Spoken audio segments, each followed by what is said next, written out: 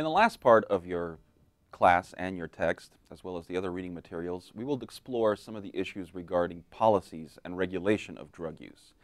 It is important to emphasize here that we are dealing with drugs broadly, meaning both legal and illegal drugs. So don't think of this in terms of just an illegal drug regulation process. If you consider that pharmaceuticals are also controlled substances, although we do tend to give some pharmaceuticals out more freely than others. Alcohol and tobacco are obviously legal drugs for those who are of age to consume those drugs. However, we also have strict regulations on those drugs. Some states have much higher taxes on tobacco, for example, than other states. Some states have dry counties, others do not. Some states require that bars close at 2 a.m., some 4 a.m. Some places have 24-hour drinking standards that do not have any regulation. If you've ever been in, let's say, here outside of Dallas, you notice that there are many dry counties. If you go to Las Vegas, you will notice that you can drink 24 hours a day, and in fact, most of the time for free. Obviously, different states have different ways of dealing with these policies. Typically, when we deal with drug control policy, we're dealing with two major perspectives. One is drug demand control, and one is supply control. Obviously, the two will take on different meanings and different strategies for eradicating drug use or drug abuse.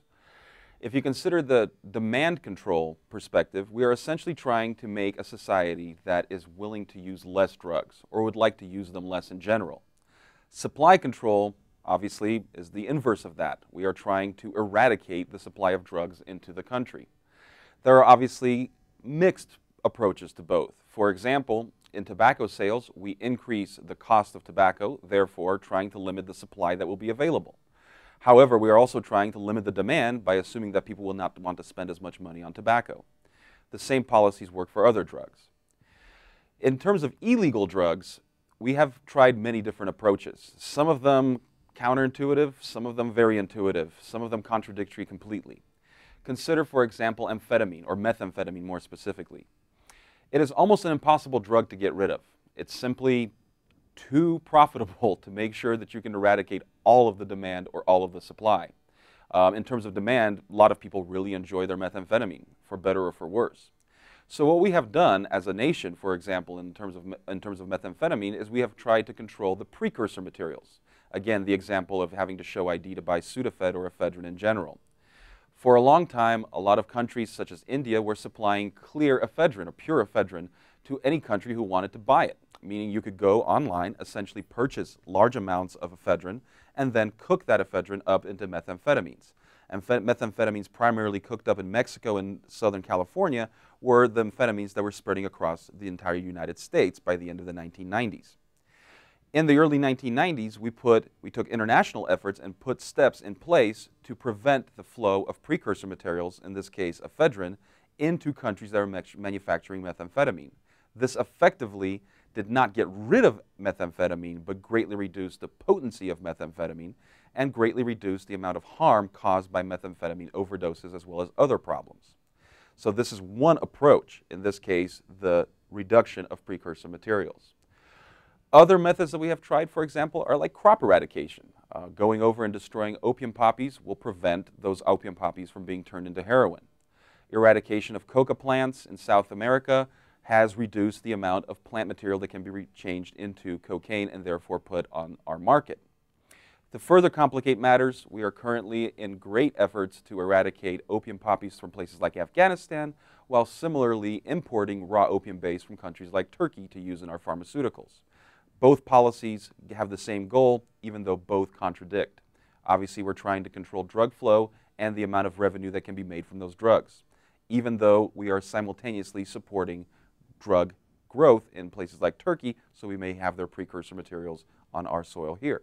Other techniques that we have tried, obviously, would deal with demand control. If you have ever been part of or taken part of a drug prevention program, this is a typical example of demand control.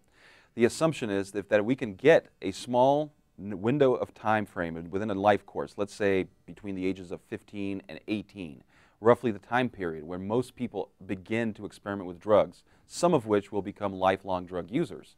If we can affect their likelihood to try drugs in the first place, we also can reduce the amount of drugs they will use over the lifetime. If we capture those people at an early age or an early stage in their life, and we prevent them from going down the drug-using path, we can then reduce the demand for drugs over the life course. It makes sense. However, many of our prevention programs were put together somewhat haphazardly. In other words, we thought, hey, DARE program, what an awesome idea. We will train people how to spot drugs, how to recognize drugs, understand how drugs are used, as well as understand the consequences of using drugs, and we will assume that people will not use those drugs. You might have heard of the simple "just say no" campaign.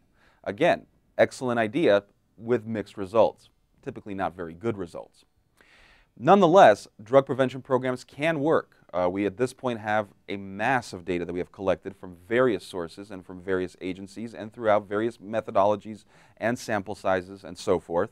And we know that in general, for example, programs that are small in nature, that are targeted to the population, that are interactive, and that do not rely simply on information or punitiveness can in fact reduce the amount of drugs that people use. Furthermore, we can prevent people from becoming lifelong drug addicts as opposed to preventing all drug use in general, which, by the way, is an important thing to remember.